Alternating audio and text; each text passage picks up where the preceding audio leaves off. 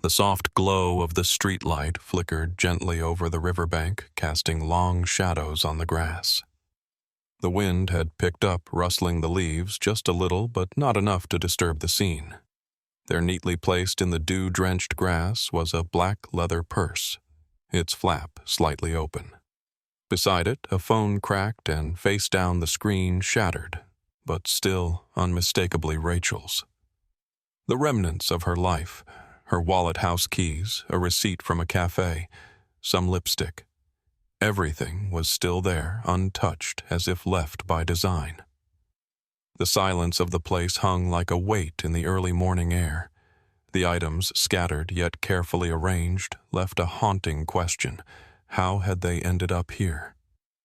Before I go any further, let me know where you're listening from in the comments and hit like and subscribe if you believe some names should never fade. It was the kind of night that seemed so ordinary, so predictable, that even in hindsight it almost felt like the universe was allowing everything to be put in perfect order before it tipped over. It was June 14th, 2024, a Friday, a warm late spring evening in Springdale, Washington. The kind of night that felt right for being out on the town enjoying the first taste of summer air. Rachel Bennett had been spending the night with friends. Just a few casual drinks at the local bar, one cocktail, then water, she said, because there was work to do the next morning. The scene outside was typical, a few neon lights humming a light breeze that carried the distant sound of laughter and conversations from nearby patios. There was a casual joy in the air. Nothing out of the ordinary. Her friends from the office were in high-spirits jokes about their boss stories from the week, the camaraderie of a group just letting off some steam after a long work week. Rachel was the same as always, quiet but warm. The smile she wore in that picture taken outside the bar was effortless, the kind that made her seem so at peace with the world. She'd just turned to her friend for that photo, not expecting it to be the last she'd ever take. It's strange, isn't it? How ordinary things, the smallest details, can become so significant in the aftermath. I remember how Rachel's smile in that photo seemed to radiate life, as if she were saying, "Everything's fine. This moment is enough." Rachel, after saying her goodbyes, was headed home. It was the same routine she followed every time a simple message to her sister Emma heading home now should be there soon. Emma had already been in bed, scrolling through her phone. It wasn't late, just past midnight, but Rachel always let her know when she was on her way. Emma had no reason to doubt it that night. This was normal. There was nothing that stood out. The Uber ride was brief, uneventful. The driver, a man in his mid-30s, with a kind smile, picked her up just as the app said he would. The dashcam footage later pulled from his car shows Rachel in the back seat scrolling on her phone. She wasn't panicked, wasn't talking to anyone. Her posture was relaxed, her body leaning back slightly against the seat. No strange behavior. Just Rachel as normal as you or me. The streets outside flickered by. A slight shift of her jacket, her phone screen lighting up her face, illuminating her calm expression. She wasn't rushing. She wasn't afraid. The car pulled up just 2 blocks away from her apartment, exactly as the app had mapped it out. Rachel thanked the driver quietly, stepped out onto the pavement, and disappeared into the night. There was no immediate sense of anything wrong. After all, it was just a short walk from the curb to the apartment. But that was the moment, the last moment, anyone saw Rachel Bennett alive. At 12:09 a.m., Emma sent her usual message. Home yet. It was a simple text, just routine, something that wouldn't be remembered by anyone if not for the chilling detail that followed. The message was delivered but not read. The check mark beside it stayed gray, untouched. Emma wasn't worried at first. Maybe Rachel was fumbling with her keys trying to get inside or had gotten distracted. Nothing too alarming. But minutes passed, then an hour. The message still hadn't been read. By morning, that unease, that strange silence turned into a nagging worry. Emma, now awake, called Rachel. It rang 4 times before going to voicemail. She called again. Same result. No answer. By 8 a.m., Emma, with a growing sense of dread, drove over to Rachel's apartment. Her car wasn't there. She knocked. No response. The apartment manager let her in, but inside everything was in its place. The bed neatly made, groceries still in the fridge, a stack of unopened mail. It was as though Rachel hadn't even been home. And yet Rachel was supposed to be home. She'd texted. She'd sent her message. It was just supposed to be another night. But something wasn't right. Something was wrong, and neither Emma nor anyone else could have known just how much worse it was about to get. The quiet rhythm of Springdale, a place where nothing ever seemed to interrupt its flow, was about to shatter. It was a small town, the kind where routines were so entrenched that the very thought of something unexpected happening seemed impossible.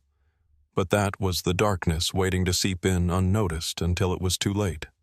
The quiet tick of a clock in an empty apartment. The hum of traffic outside an empty apartment complex. And Rachel, not answering. Not coming home.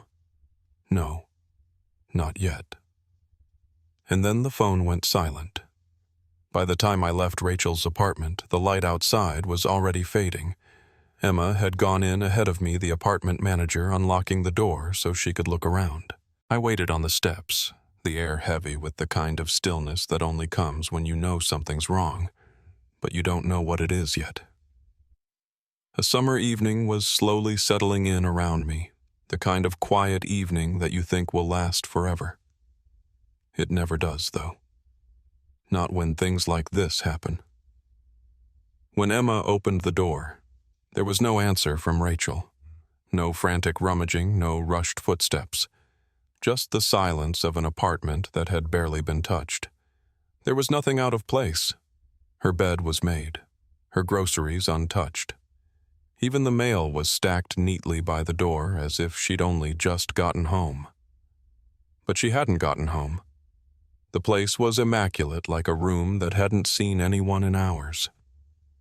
Inside, I could hear Emma's breath catch the kind of sound you make when you can feel the weight of the truth pressing down on you. She didn't need to say it out loud. I could already feel the panic creeping in, and I had only just walked into the scene. It was the same feeling I'd gotten at so many other cases, the one where you walk into a situation and know that something terrible has happened, but the evidence isn't there yet to prove it. By the time we called the police and filed the missing persons report, I knew what was coming. The official response from the department was typical, like clockwork. A young woman out after dark, probably just had too much fun, probably crashed with a friend, maybe even lost track of time. They see it all the time. It's always something like that. But Emma, she wasn't buying it, and neither was I. I watched as she texted Rachel's number over and over again. Heading home now. It should have been simple. It should have been that easy. But it wasn't. By noon, I was already deep in the investigation. I didn't need anyone to tell me that something was wrong. The Uber logs confirmed it. Rachel had texted Emma on her way home. She'd ordered the ride. The car had dropped her off just a couple blocks from her apartment, right where she said it would. But after that, there was nothing. No sign of struggle.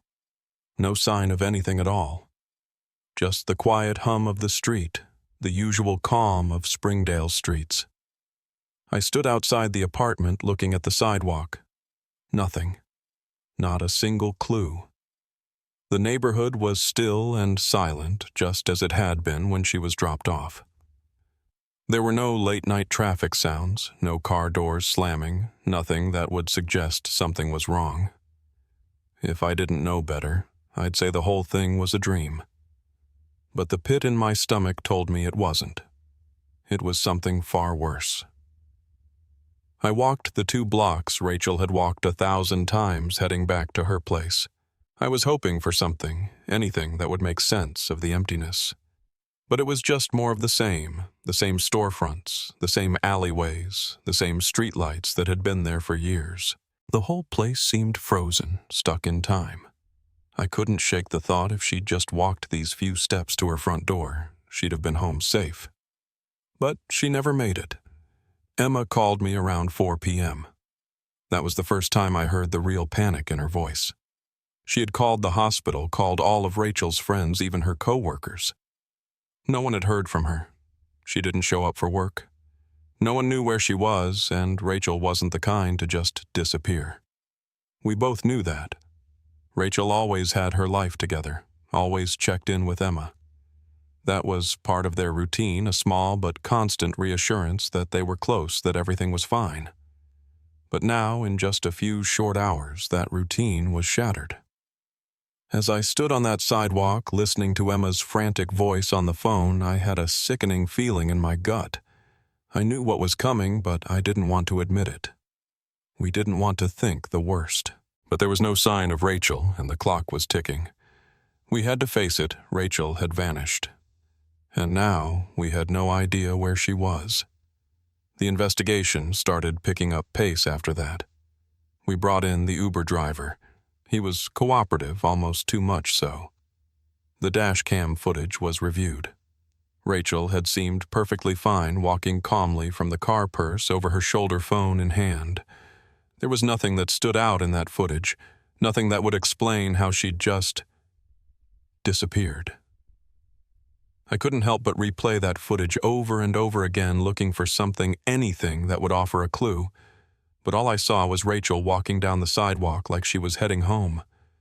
There was no sign of struggle, no sign that she was in any kind of danger. And that's what made it worse. If she had been in trouble, if she had been pulled into a car or grabbed by someone, there would have been something to indicate it. But there was nothing, just the soft glow of the streetlight and Rachel walking into the dark. We canvassed the area. I knocked on doors, asked around. A few people had been awake, but no one had seen anything out of the ordinary. One person remembered hearing a car door close around midnight, but that didn't help. We had the footage from the convenience store down the street, a security camera that had caught Rachel passing by at 12:07 a.m. But that was it. After that, she was gone. Her phone's last signal pinged at 12:08 a.m. And after that, nothing. The phone went dark, and Rachel was nowhere to be found. I thought about it all day. What could have happened? I had walked the same path she had walked, but nothing made sense. It was as if she had simply vanished. I had worked cases like this before, seen disappearances happen for all sorts of reasons. But this felt different. This felt wrong. By Sunday, volunteers started showing up. Flyers were passed out around town, her picture printed on every corner.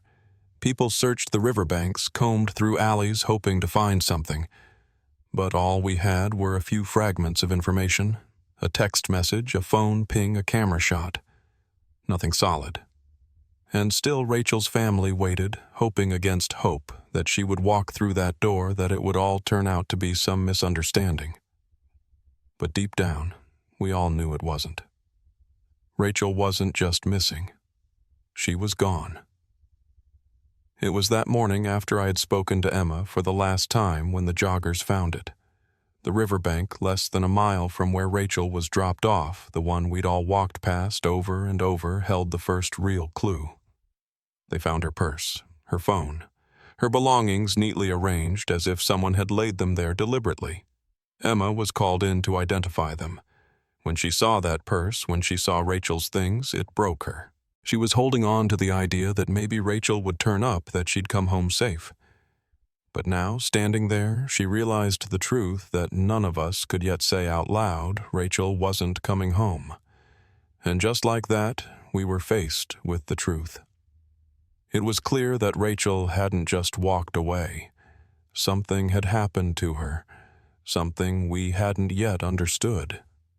That riverbank, the place where Rachel's belongings had been found, became the place where everyone came. Strangers, even. People left flowers, candles.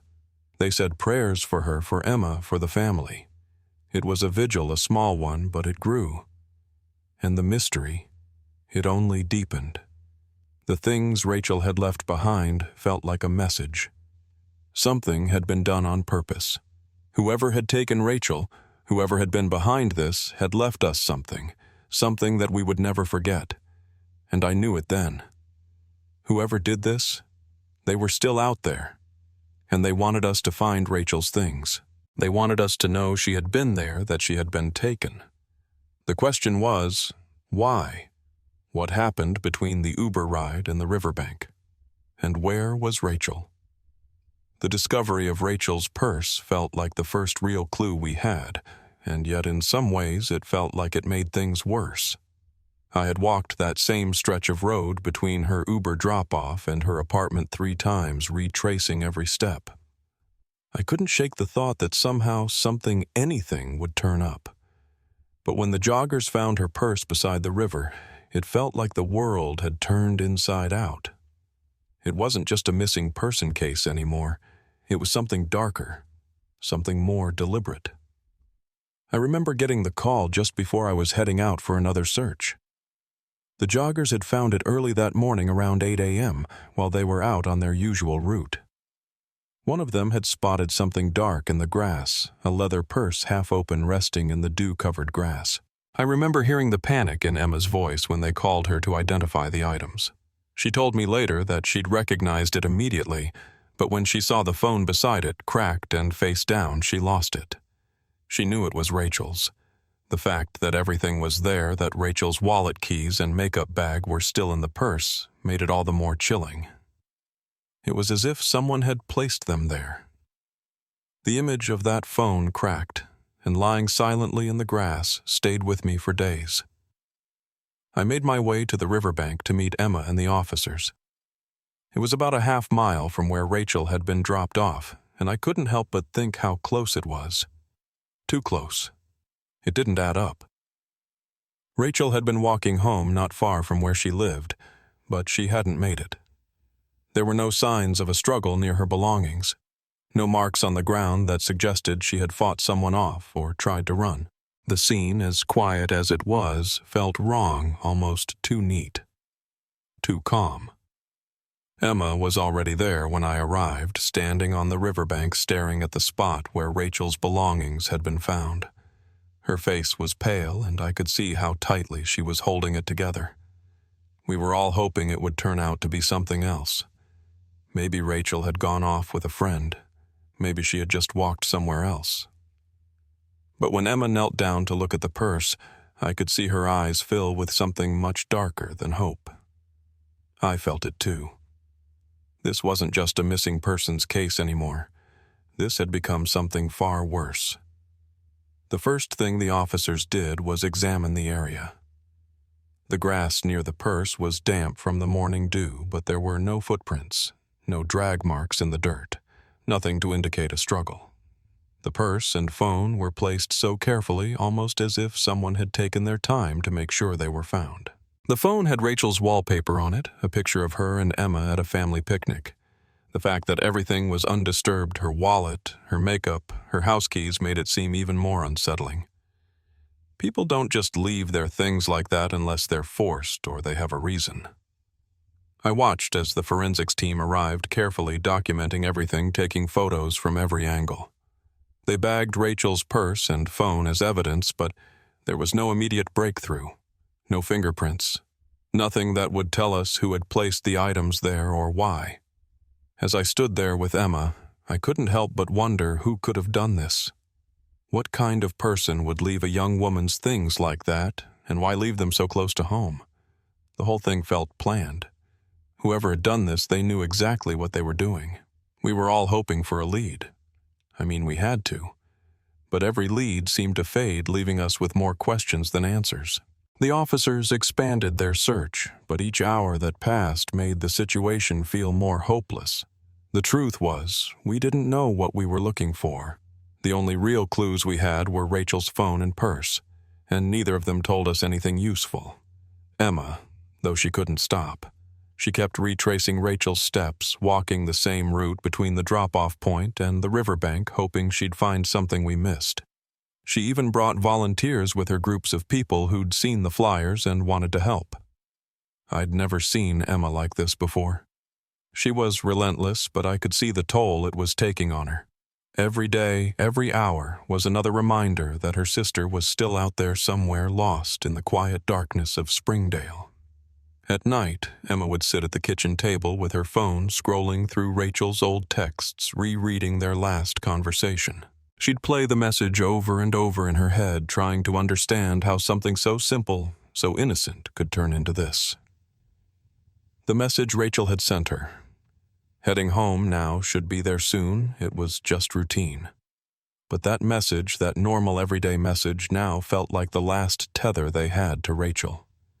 I had to admit I was feeling the weight of this too. Every search, every lead led us to a dead end. It was like she'd just vanished into thin air. We had no physical evidence to work with, no witnesses who had seen anything suspicious, and nothing else to go on except a few brief fragments, a message, a purse, a phone. The more I thought about it, the more I couldn't shake the feeling that something larger was at play here. I had seen cases before where things didn't make sense at first, where clues seemed to appear out of nowhere. But this felt different. There was something calculated about it, something deliberate. Whoever was behind this, they knew what they were doing. As the days passed, the theories started to multiply. Some of them were hard to ignore, the possibility that Rachel had been stalked, maybe even followed from the bar. There was the possibility that someone she knew was involved, someone who had been watching her and waiting for the right moment. And then there was the darker thought that perhaps someone had planned all of this, that Rachel had been taken while walking home, that her belongings were left there to send a message.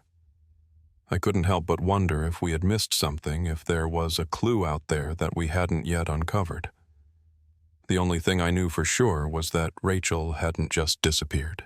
Something had happened to her, and we were getting closer to understanding what. But even as we pieced together the timeline and the evidence, something was still missing, something we couldn't yet see, something just out of reach. I remember the day we got the new lead. It wasn't much, just a small detail, but it was enough to push the investigation forward. One of the officers had found a phone number that had pinged off a tower near the riverbank around 12:15 a.m. That phone wasn't Rachel's, but it was close enough to the scene to be significant. It was a start. The only problem was that the number was unregistered, a prepaid phone. Whoever had it, they weren't making things easy for us. But we had to keep going. We had no other choice. By then, Rachel's case had become a local obsession. It was all anyone talked about in Springdale. The same questions were asked over and over. Where was Rachel? Who took her? Was she still alive? We didn't have the answers, but the questions kept coming. It wasn't just the town that was watching. People from all over had heard about Rachel's disappearance, and they wanted to know what had happened. We were getting closer, I could feel it. But with each piece of the puzzle we put together, it felt like we were only a step away from the next dead end. It was frustrating, but we couldn't stop. Not now. Not when we were this close. And so we kept going, just hoping that we'd find something, anything that would lead us to Rachel. But as the days wore on, it became clear that this wasn't just a missing persons case anymore. Something much darker was at work. And whoever was responsible, they had planned this, and now they were watching, waiting for us to figure it out. When I got the call about the phone ping, I was sitting in my car outside the police station, just staring at the dashboard. I had been running on fumes trying to keep it together. It had been a week since Rachel had vanished, and despite all the hours spent combing through every inch of Springdale, despite every lead we followed, I had nothing to show for it but empty streets and unanswered questions. That's when the call came in. The phone pinged at 12:15 a.m. It wasn't Rachel's, but it had connected to a tower near the riverbank, the same place her purse and phone had been found. The officer on the line, a younger guy with a dry voice, explained it like it was just another piece of the puzzle. But to me, it felt different. This could be the break we were waiting for, or it could be nothing. The ping was faint, barely a trace, but it was something. I had to move fast. The longer we waited, the more the case seemed to slip through our fingers. We couldn't afford to waste time on might-have-beens. I drove straight to the station to review the details, but I knew deep down that this new lead was just another thread to follow in the fog.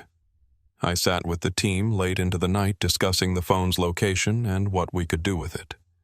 The ping was important. The phone had been near the riverbank at the same time Rachel's belongings were found. That was no coincidence. But the phone wasn't registered. It was a prepaid burner, no name, no address. Whoever had it wasn't making this easy for us. I didn't want to jump to conclusions. I couldn't. I knew better than that. But there was something about this something that felt deliberate. Someone had made sure to leave Rachel's things behind. Someone had made sure to place them just where we'd find them, right on that quiet stretch of the riverbank. And now, with the phone ping, I felt a nagging thought start to form. What if this wasn't just a random crime? What if we were dealing with someone who knew exactly what they were doing? We combed through the details again, hoping for a miracle. The team reviewed the surveillance footage from nearby businesses. The same faces, the same cars. But nothing stood out. The hours felt like they were stretching longer, stretching farther from the truth. Every door we knocked on seemed to shut a little harder. Emma, on the other hand, didn't slow down. I had to admire her determination, even as it broke my heart. Every time I saw her, she was a little thinner, a little more tired. She kept saying Rachel would be found, that this was just a delay. But I could see the doubt starting to settle in. I knew Emma was holding on to something, a shred of hope, something that kept her from giving in. One morning, about a week into the search, Emma and I were sitting in her kitchen. The sun was just starting to creep through the blinds, casting long shadows on the table. I was looking at Rachel's picture on the refrigerator. It was one of those silly family photos, Rachel, Emma, and their parents smiling on a beach trip. Rachel was in the center, holding a beach ball, her hair wild from the wind. It was so normal, so safe.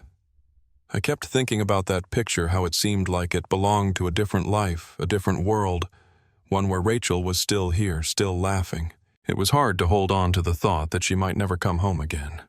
I wasn't the only one who felt the weight of it. The whole town had started to feel the loss. Strangers showed up at the riverbank, leaving candles and flowers. People who didn't know Rachel, who had never even met her, felt the absence of her, just like we did. That riverbank became a shrine, a place where people gathered to remember her even though we still didn't have the answers. It made the emptiness all the more painful. It was a quiet, aching reminder of everything we didn't know. But there was something else. Something small. Something quiet that I couldn't shake. A feeling that someone was watching, waiting for us to catch up. That phone ping, the one we were still working through, felt like a message. Maybe not from Rachel, but from someone who wanted us to find it, to find the clue that would put it all together. And yet, with each lead we followed, the more we lost track of time. The closer we got to understanding Rachel's last moments, the further away the answers seemed. We pulled every string we could. We went through Rachel's digital life, her text messages, her phone records, everything. But it didn't tell us anything new. The last message she sent Emma was simple routine. Heading home now. Should be there soon. That was it. We couldn't find anything beyond that. No one knew anything about where Rachel had been or what had happened after she left the bar. It was like she had just walked off the map. I think Emma was the most frustrated of all of us. She kept asking the same questions. What happened to her? Where was she? I watched her do it over and over again, trying to make sense of it, trying to find that missing piece that would finally break the case wide open. And every time I saw her, I felt the same thing, the fear that Rachel might never come home, the gnawing thought that we might never understand what had happened. Still, we couldn't stop. Not after everything. Not after the phone ping, not after the purse and the phone had been found. There was something about it. Something that felt deliberate. Rachel's belongings hadn't just been lost. They had been left behind. Left there for us to find. And then came the tip. It wasn't much, just a phone call from someone who had seen something strange, a car parked near the riverbank around the time Rachel went missing. The person wasn't sure about the details, but they thought they saw something that didn't quite fit. The car had been parked in the dark on a side street near the river in the hours after Rachel had been dropped off. The officer who took the tip passed it along. It wasn't enough to go on, not yet. But it felt like we were getting closer, like the puzzle was starting to come together in some strange way. I don't know why, but the car parked near the riverbank, that detail, that small, insignificant moment gave me a flicker of hope. Maybe it was just my mind grasping at anything to keep going. Or maybe it was the first real break we'd had in days. I drove out to that side street, parked my car, and got out, walking the same path Rachel must have taken. The streetlights above buzzed softly, casting an eerie glow across the pavement.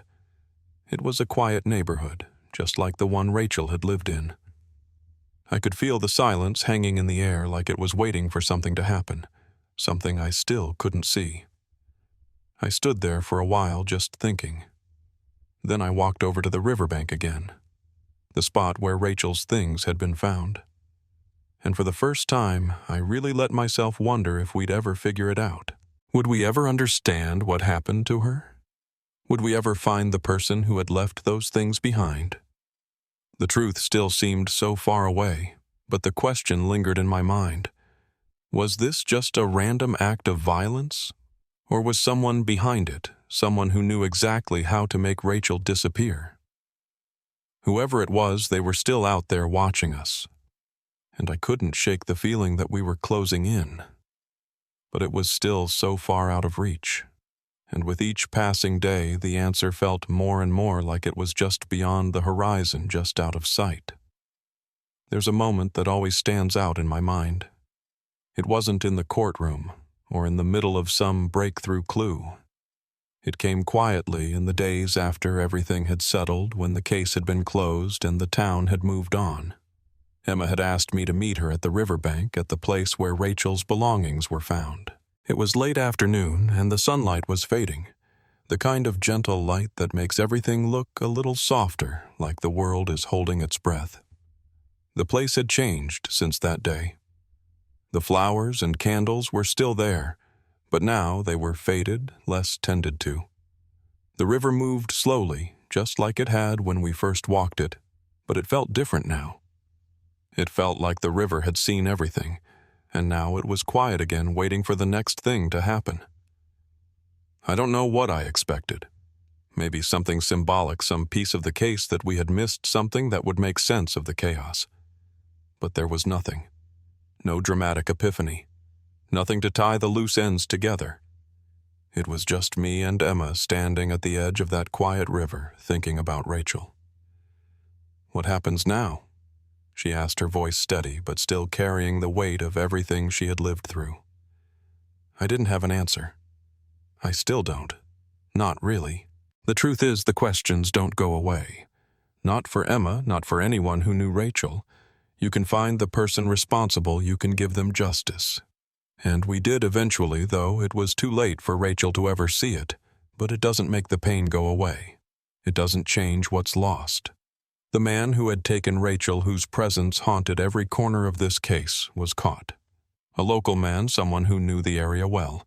Someone who had been hiding in plain sight. They found him a few months later on a tip from a neighbor who had seen him acting strangely around the time Rachel went missing. I won't go into the details of how they linked him to Rachel's case. It's enough to say that he was arrested, tried, and convicted. What the trial did, though, was confirm what we had all suspected for so long, that Rachel hadn't just disappeared. Someone had taken her, and they had planned it carefully. They had known what they were doing, and when I stood in that courtroom listening to the verdict, I couldn't shake the feeling that in the end, nothing could really be enough. Even justice felt like it came too late. Emma told me later that the conviction, the closure, didn't bring her peace the way she thought it would. She said it felt hollow. There was no comfort in knowing that the person who had done this was locked away. The ache of missing Rachel, of not knowing where she had gone or how she had been taken, that was the real punishment. It was something no court could fix. In the months after the trial, Springdale tried to find its rhythm again. The riverbank, where so many had gathered in vigil, became quieter. People returned to their routines. But it wasn't the same. It couldn't be. Not for the people who knew Rachel. Not for Emma. There are moments every now and then when I still think about the case. I think about the quiet that settled over the town once the headlines faded. I think about the way the river had kept moving no matter what had happened, and I think about how it always feels like something is missing. It's a strange thing, time. It lets you forget the sting of pain, but it also makes it harder to remember the details that once meant everything. Rachel's smile, the way she carried herself, the sound of Emma's voice when she talked about her, those things are starting to fade too, and it's a kind of loss that I can't fully explain. But Rachel's story isn't one of just loss. It's one of remembrance. It's about the ways people come together when something terrible happens and the way they keep her name alive in small, quiet ways. The memorial at the riverbank, the way strangers still leave flowers there even now, is proof of that. People who never met Rachel still hold her memory, even if they don't understand why. And that's the thing, sometimes we remember not because it brings us peace, but because it's the only thing we can do. It's the only way we keep something real. The case, of course, is closed. The man who took Rachel is behind bars, and Emma's life has moved on, though I know it will never be the same. She still has those moments, the ones when she catches herself reaching for her phone, wanting to hear Rachel's voice, only to remember that she can't. As for me, I never forgot Rachel or the way her story unfolded. It stays with me. Every time I hear a story like hers, every time I drive through a neighborhood at night and see a young woman walking home, I think of Rachel. The way she never made it back. The way her story was one of so many that didn't get told until it was too late. Some things we never truly get over. Some things we only learn to live with. Rachel's story has lived on through every person who took part in the search for her, every person who kept her memory alive. And maybe that's the only way to make sense of it all, not by finding the perfect answers, but by remembering, by speaking her name, by letting her story live in the places it should. In the end, that's the legacy she left behind. Not in the courtroom, not in the final moments of the case, but in the quiet moments, the ones we carry with us long after the world has moved on. If this story stayed with you, share it not for views, but so no one's name gets lost to the dark.